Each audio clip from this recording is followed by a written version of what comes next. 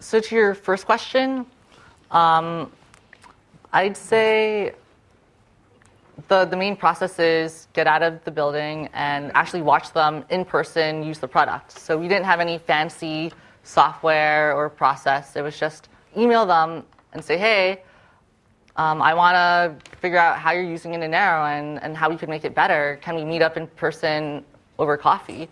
And a lot of our customers are in San Francisco or in New York. And I live in New York, while my parents do, so I get the best of both. And that's always been the best way. The least successful learning we have is on the phone, actually. We can't watch them use the product, we can't watch them struggle, and that's just not as useful. Your second question was about paying customers who want a feature and we've had to turn them away. And we get that quite a bit. We have people who want us to build a feature that would make us too much like an accounting product all the time. And we just have to tell them, remind them that they signed up for Indenaro because they wanted simplicity. And Indenaro gives them that simplicity, and we can't just build everything for them. But we found out that a lot of our customers do ask for valid features. And it's not that we won't build them, but it's that it'll take us 3 to 6 months to get around to it. And that's the more difficult scenario. But we found that most of them are pretty patient.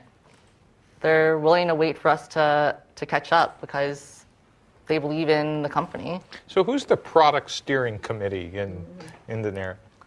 Well, it's all of us. Okay. Like, it's not really like we vote on features. It's just we talk about it over dinner once a week. Mm-hmm. We'll take the company out to eat at a restaurant, and we'll go over the problems that customers had.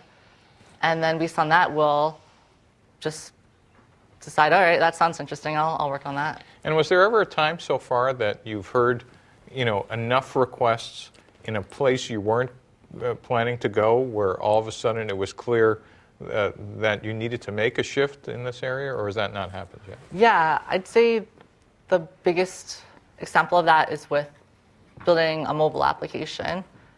I never really felt strongly about going mobile because I felt that every web startup was just building an iOS or Android app because it was the cool thing to do.